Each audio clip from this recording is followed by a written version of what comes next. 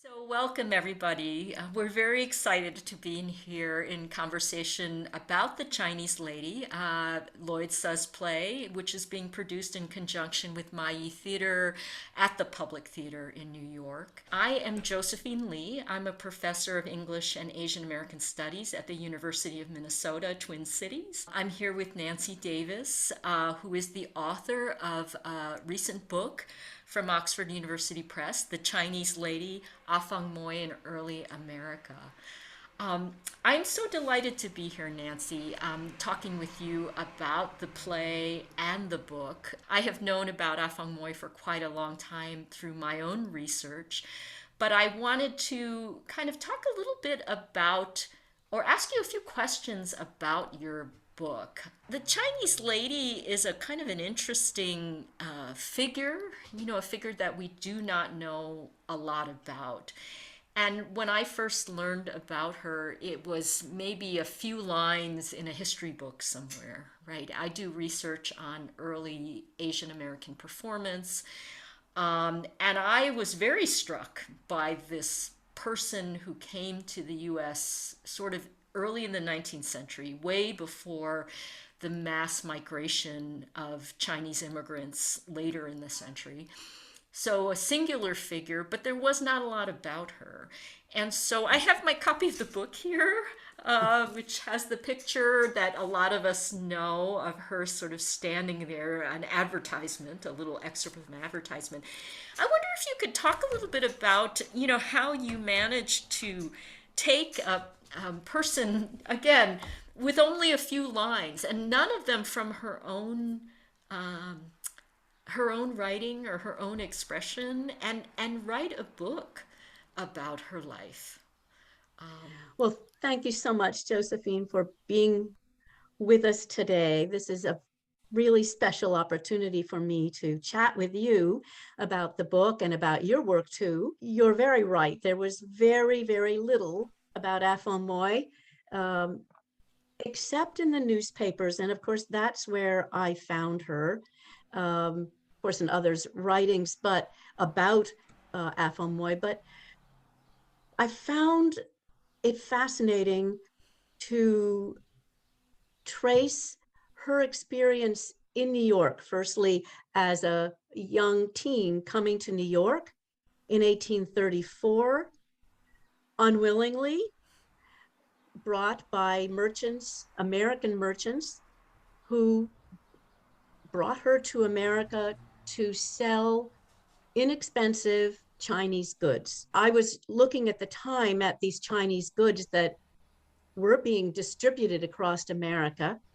And so I was very curious about how these merchants were going to use this woman who had bound feet and really had no idea what she was going to be meeting at the other end of the world. For me, it was just this amazing experience of going through newspapers, tracing her life, and then finding that people did speak of her in diaries and wrote about her in poetry and and their expression of interest in her. It evolved, and the digging through diaries and letters made me even more interested in the way in which she was perceived in America, how she was presented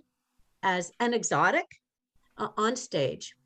So for all those reasons, I just found it so compelling and became very passionate about unraveling her story. This is a subject of a very interesting play, right, which basically takes place in the room or the stage, right, upon which she was displayed, right? So she was put on display in a room with, as you say, objects around her, and really confined in some ways to that room. The play, not to give too much away, right, involves, giving her a voice and an inner life that in some ways we don't really know about. One of the things I thought was so wonderful about your book is you give us a sense not only of that room in which she performed, or the many rooms in which she performed, and that very confined life,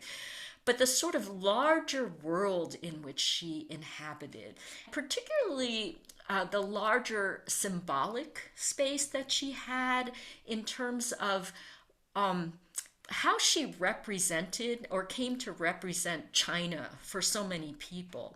And of course, many people sort of probably read and didn't even know her name, right? They just knew her as the Chinese lady, which Right. is, of course, the title of the play as well. I wondered, if you could say a little bit about the imagination of the Chinese lady, right? What did that look like?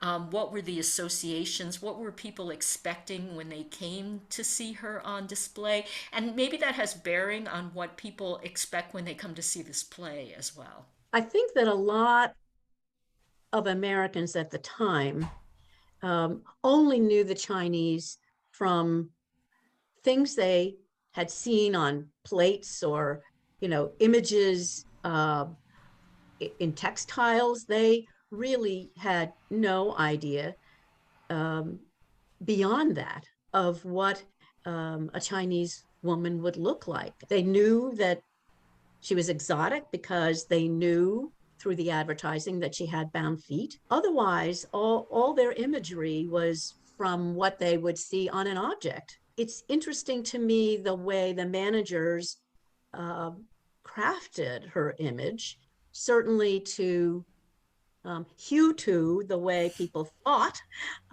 she was supposed to look. And it bound her in many ways to that image of what was expected. But I think too, people might have been surprised at the way in which she conducted herself. From what we can read in the diaries and in the letters, people found her to be composed and for her young age, really in many ways gracious. This was helped initially by the translator who was with her. And that's part of the interesting aspect of the play. The translator, Atong, who visitors to the play will find very interesting, was the way that visitors could understand a bit about China and a bit about her and her experience. So um, I think there was a delight to see someone so different, but also just in some ways, a curiosity that bordered on, just a scintillating interest, I think. Yeah. I definitely saw in your book, and I think in the play this is true as well, a tension between the objectified, kind of delicate, exotic creature, right, that Afong is thought to be, and then what's inside, which is quite a rebellious spirit, as I think viewers of the play will see, right? She is not the sort of passive, submissive, docile stereotype, which is often put forward of the Asian woman. The Asian woman is often seen as the butterfly, the submissive, hyper feminine creature. Even though we don't have a lot of indication of what she was thinking while she was performing, there's an evidence or an inkling in your book, can I say, of that she was sort of also very aware of her situation, right? Very aware that she was on display and that her display had a certain purpose to it, and that purpose wasn't something she was always happy with. So I wonder if you could say a little more, about how you discovered a kind of layer, maybe of resistance or even rebellion in her behavior, which is certainly, again, part of the play, right? As we watch the play, we, in some ways, are put in the same situation as the audience of the original Afong Moy would have been, where we're watching this woman um, speak in Chinese and eat with chopsticks and Yeah. walk very painfully around the room on her bound feet. And so we're put in a kind of difficult uh, situation, almost like voyeurism.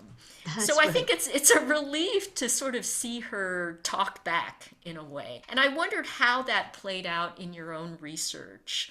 Um, That's what I really was looking for. When she was um, in Charleston, she was asked to unbind her feet. And that was really such an intrusion on her uh, her life and her experience, and it was certainly not something that would ever have been done in China, and surely should have been recognized as not appropriate here. But she was asked to do it. The newspapers note that she was not pleased, and of course we um, really don't hear her words, but the very fact that the newspapers note her displeasure, and that displeasure then translated into the fact that the times when she did that in Charleston were noted as times when the money for that particular um, particular theatrical performance was given to her directly. So that certainly would not ameliorate her discomfort. But, and I don't know if that actually did happen, but certainly she was forceful enough that people knew that she was not happy with this circumstance. There were other occasions. One of them in Providence, Rhode Island, where they talked about her bound feet and mentioned that in the performance. But she countered that. And this is all according to newspaper accounts that note this, that American women wore corsets. And that was equally as constricting and uncomfortable as and unusual, perhaps to her, as her bound feet were to them. And then again, in New Jersey, in Monmouth, New Jersey, when she is put in a very uncomfortable situation, and actually in the poorhouse, she very bluntly speaks of her experience in America and how poorly she was treated, and the fact that she wished to go home and was not permitted to. These, again, are not in her words, but are recorded by the newspapers who interview her. So we do have evidences of that remonstrance, that agency that sometimes is so difficult to hear any other way, but that what I would call affect, which is a way you can read someone's experience through their emotions, through their facial expressions. Definitely people were getting that sense of her through her facial expressions, through the emotional way she held herself, and then talking through Atong as a translated experience to the newspapers. the comment about the corset, I think, is shows her to be an active commentator on American manners and customs. So the tables are turned, right? That people come to watch her to get a certain image of what a Chinese lady is like, and she's watching them, right? She's sort of looking back at them, and so there's an agency there. I wondered if you could talk a little bit about what you found about Atang, right? Because here is another Chinese person, now male, and I think, as we know, when we think about how Chinese people were imagined, and we've been talking about the sort of exotic Chinese lady, Atang, maybe in the play in particular, seems like a very different kind of figure. There's a lot more negative stereotyping typecasting of Asian men in sort of our history. Certainly, things like the Chinese Exclusion Act were built in 1882 around the peril, the yellow peril of the Chinese immigrant laborer, right? So Chinese immigrant men would have been reviled and treated as heathens and comic figures. Very, very different type from the exotic, beautiful, decorative Chinese lady. So I wondered if, what you found about Ateng drew attention to that at all, or was that just not even there in the literature about him? I did a lot of looking um, into the possibility of Ateng because he could speak English quite well and he was literate. And that meant that he had either spent time um, with American merchants and learned English, and then perhaps also had experience along the way to be literate. Um, I found that the way in which he was described was not the way I had expected him to be described. um, and I'll just read what the newspapers said of him because I found that surprising given what we later understood about the Chinese male. The newspapers effused about the courtesies of, quote, that very interesting and polished youth, Ateng, whose handsome face, graceful manners, and Chinese dress and well-spoken English are themselves a principal attraction. Ateng moves about with all the grace of a gentleman and is at the same time an excellent cicerone to explain the different curiosities. At the time, Ateng was appreciated for his skill, both his literacy, because actually he earned a little extra money on the side by 12 and a half cents, actually, for writing a little note on porcelain cards that he could hand out to the spectators. So he was appreciated for the fact that he had the capability to speak quite fluently in English, and the fact that he was literate in Chinese. Unlike what we might later think of a Chinese man, Ateng really didn't quite fit that. Interestingly enough, in Philadelphia, he was welcome at a tea house where he spoke. Afong Moy declined to go, but he went to a tea house and spoke about life in China, I believe. So he had his own kind of interesting experience. We don't really know what happens to him either. So interesting. So they're comparable figures, and it seems like what we know of him shows him to be very much part of the act. Afong Moy was the sort of central figure, the Chinese lady, but he was in some ways very much the I want to say the stage manager in Lloyd Suh's play. That seems to be the role that he fulfills. And he has a very interesting relationship with her, which changes, I think, during the course of the play.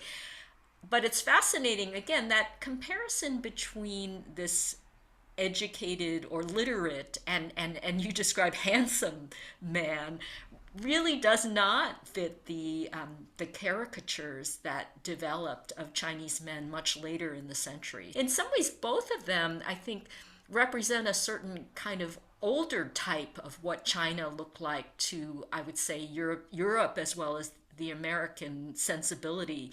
And I think it was that era in which people had Chinese fans and silks and porcelains all over their homes.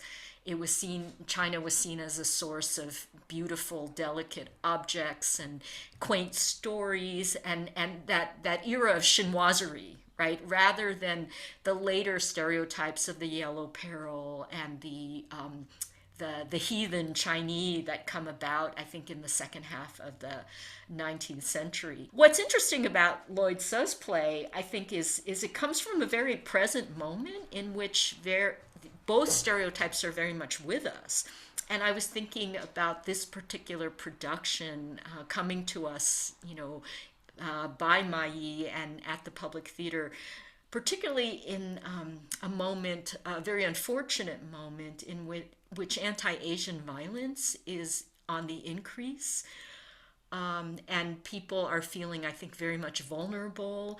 It seems as though with the murders in Atlanta in our very recent past, there's a lot of thinking about how certain stereotypes from the past keep persisting with us today. What's interesting to me about the play is it is also very aware of that, right? That while it treats a historical subject, it certainly does not treat it in a kind of docudrama way, right? That the play is very thoughtful about what does it mean to represent Afong Moy?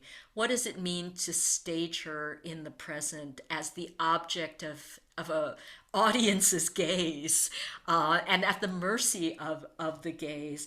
I know, Nancy, that you've seen several productions of this play, and I wondered if you wanted to comment a little bit about just reactions to the play, maybe on the part of the audience or what you were thinking as an audience member. I have seen it twice previously, once in Milwaukee and once in Philadelphia, and they were very different presentations. Of course, that happens. The staging is different. The way in which it's interpreted is different, and both were wonderful. Both were very heart-rending, I would say, in different ways. When I was in Philadelphia, I took a recent immigrant with me. He was not Chinese, and he was just so moved because he said, "This is my experience. This is the way I feel." This sense of alienation, and because I look different, I am viewed by the public sometimes differently. I found that very, very moving to get that response. I think that the public will find this a very moving experience because it really relates to a current, as you say, a current experience that that many people are feeling. I think not just the Chinese, but others. I think that sense of feeling so alone, right? That I Mhm. think the play really conveys beautifully that this is someone who is from another place, who's trying to make her way in America with very little support, with very few people who are on her side. And I think that's where the character of Atang becomes really interesting, that she's trying basically to survive. And I think that experience really carries over to a lot of different people's sensibilities. When I've taught this play with students, it has a particular resonance with young Asian American women. You see a young teenage girl who's basically put on display, right, and thought to be kind of exotically interesting or attractive, and always being stared at, right? That there's this constant pressure to perform. And I think definitely that's a pressure that when we're watching the play, we really feel. And I wonder, about the idea of seeing a subject. Nancy, maybe you can talk about this with me. Seeing a subject that you know so well from a historical reconstruction point of view, and then seeing it dramatized. I appreciate it particularly because in this situation, I'm able to see Afong Moy have agency, which I am so pleased to see. This is what I very much wanted to provide in the book. I do think that one of the things that is very interesting to me is in the play, you get this sense of constant, as you mentioned, Josephine, constantly being on display. And I think it's important historically to realize that Afong Moy was on display for 8 hours every day, just about every day. That is a grueling, grueling experience. So we get that sense of the grueling experience in the play. We sense how both the monotony of it, the repetition of it, and um, and the fact that you're a focal point for an audience for so long. In the newspapers, they talk about this, that Chinese women are, lazy. They do needlepoint, that they fuss with their hair, and that they are, just concerned with their physical um, appearance. And I'm thinking, lazy? Afong Moy? Afong Moy was on the job 8 hours a day for days on end, and traveled extensively throughout America, to Cuba, up the Mississippi. I mean, these were grueling, grueling experiences for a young woman who, after 10 months, lost her interpreter. So Afong Moy was alone without an interpreter only 10 months after she was in the United States. In the play, you get the sense of the constancy of it. One of the things that plays do is they kind of take real life concerns and subjects and sort of reduce them down to a very tight and intense experience. They also sort of reduce experiences down to, in this case, two people. I know that in your book there were a lot of other people involved in the demonstrations that Afong gave in her life. If you were to write a different play, who are the people that you would feel might need to be there? The two characters that I particularly was interested in were two women who were close and familiar with Afong Moy, but not intimate with Afong Moy. The first was Augusta Aubert, and she was the wife of the ship captain who brought Afong Moy to New York in 1834. She was the first acknowledged woman that went into Guangzhou, into Canton. It was not permissible to have American foreign women in Guangzhou, but somehow she was able to be there as a chaperone for Afong Moy. She spent 3 months pretty much constantly with Afong Moy aboard ship. And then another 5 months, Afong Moy lived in her home in New York on Park Avenue. Afong Moy was really very closely involved with this woman, and this woman was considered her chaperone.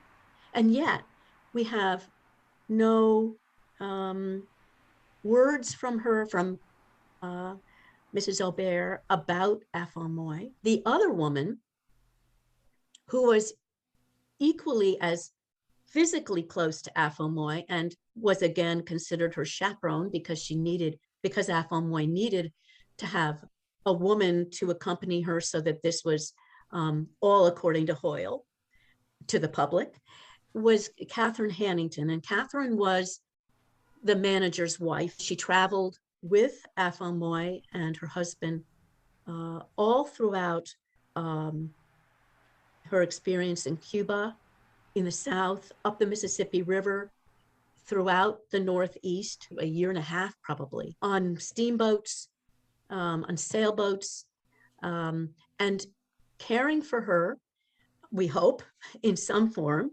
And yet again, no mention, no word from Catherine about her experience with Afong Moy. Women who would, you'd think, have some kind of sympathy for Afong Moy, some kind of willingness to see her as even a friend, but there's no indication of that. At least I have not found any in any letters, any diaries, any material. Were you to put them in your own play, do you think you would portray them rather unsympathetically? We don't know what that was, right? I think you're absolutely right. But if you were to fictionalize their story, what would it be? Well, you're absolutely right, Josephine. I would not have been sympathetic to them. The Hanningtons were the ones that put her in the poorhouse in New Jersey. Catherine, who had children, who would have known what that meant, did not come to her aid, did not support her, nor did Augusta Aubert, who was living at the time, though it was 8 years later. She did not come to her aid. And I find that offensive and very discouraging that women who were so close to her could have allowed that to have happened. It's really interesting, you spent a considerable amount of time sort of reconstructing a character. And I would say, I call it that not because it's fictional, but because anything we reconstruct is in some ways our own invention, as much as a character in a play. I wondered if, what you thought about just the difficulty of representing a character and the stakes of how you put her forward, right? That it's so easy to fall into, seeing her as a victim, right? Seeing her as somebody without agency, seeing her as a curiosity. And I think there is so much intentionality in the book that was so remarkable about trying to make her come alive, but just stopping short of saying, I know who this person is. And the reason I mention that is because this seems to be true in the play, in Lloyd Suh's play as well, that the play in some ways is very meta, right? It keeps popping in and out of sort of saying, well, this is a representation of a woman that lived a long time ago, but we can't really know her. And I wondered if you, who have spent a considerable amount of time trying to get at who this person is, where do you come down on this? Spending so much time researching and delving into her life, trying to find evidence of that in China and not finding very much at all.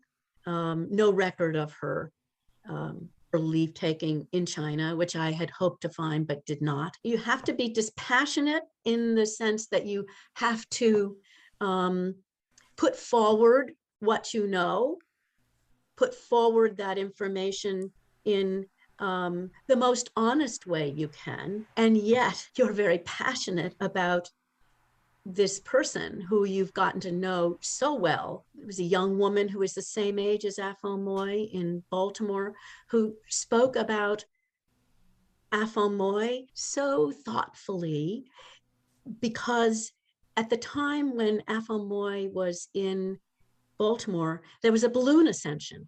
It was exactly at the same time that she was presenting there, and she saw it. The young woman said, Afong Moy, this was translated through our tongue, was terrified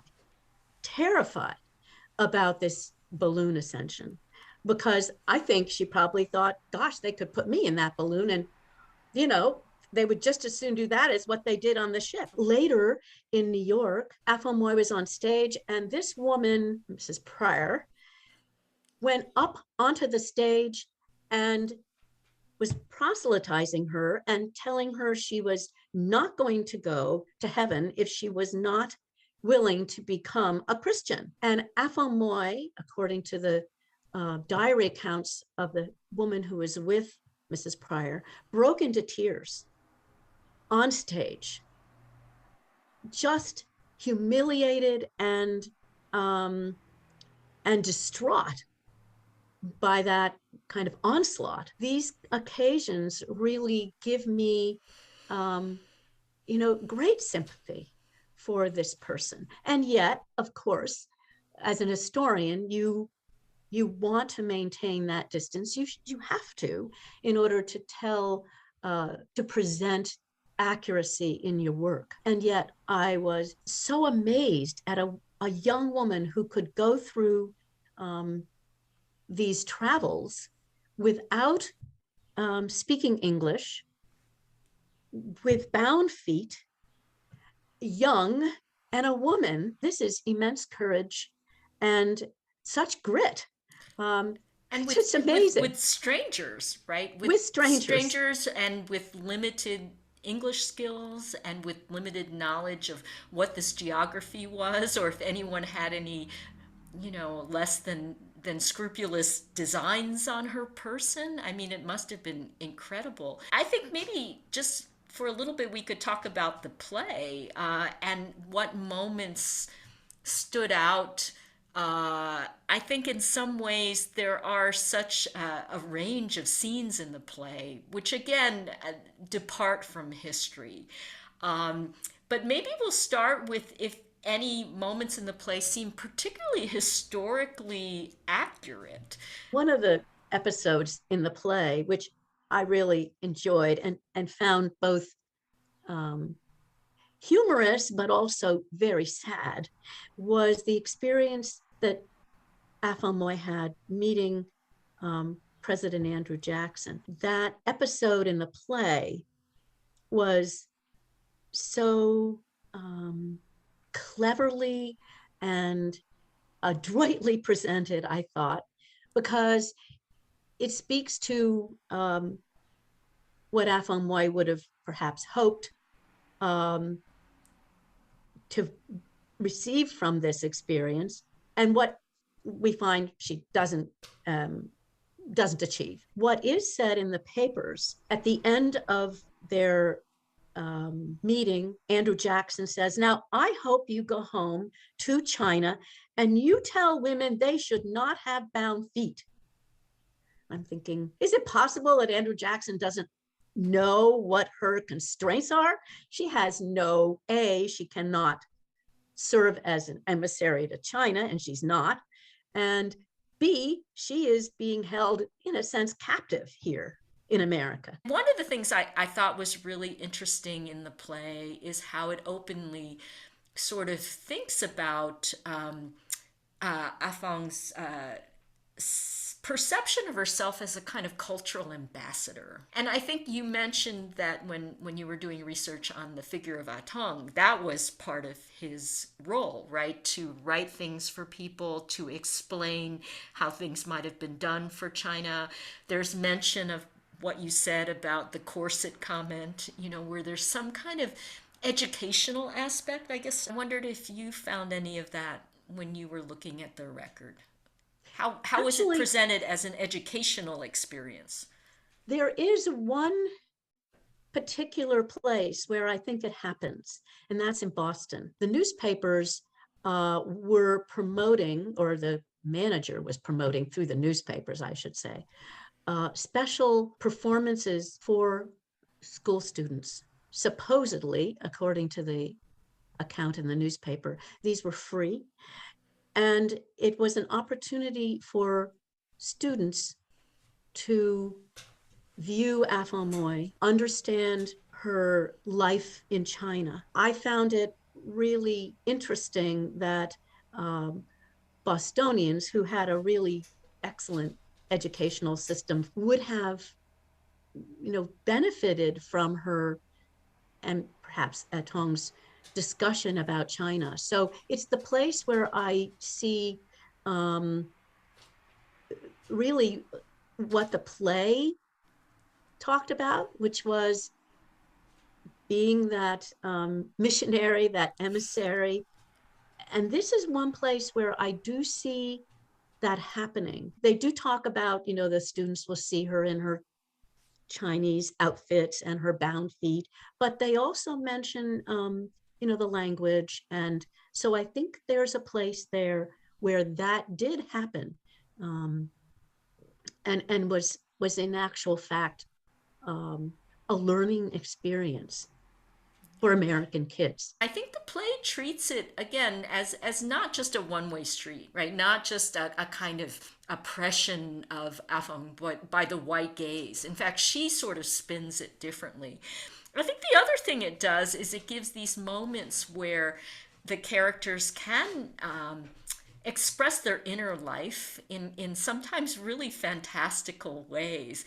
I'm just going to talk a little bit about 2 points in the play, or maybe we could talk two points in the play.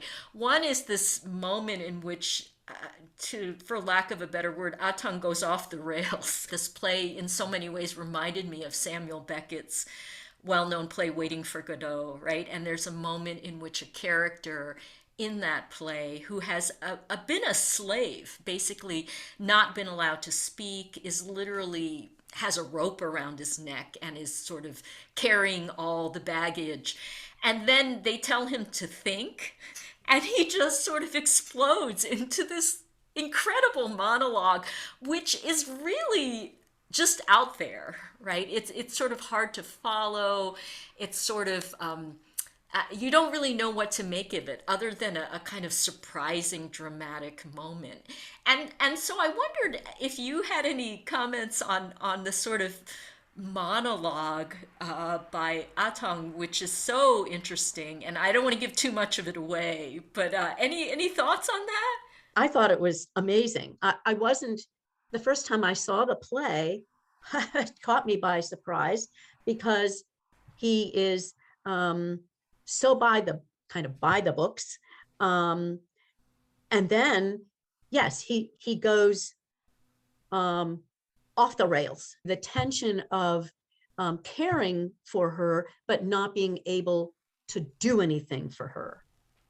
That tension, I think, builds in the play and comes out as an explosion. I appreciated it because I thought, well, here he's saying what he's really thinking, and I'm listening in to this moment. And instead of, as he has been doing, performing for the audience. The other part that I think, again, is a open fabrication is the ending of the play, in which there is quite a bit of context, setting what we've just seen in the context of Asian American history, right? Which is a history that not a lot of people still know much about. I think it's only been in the last maybe 20, 25 years in which there have been sort of, there have been documentaries, but more popular sort of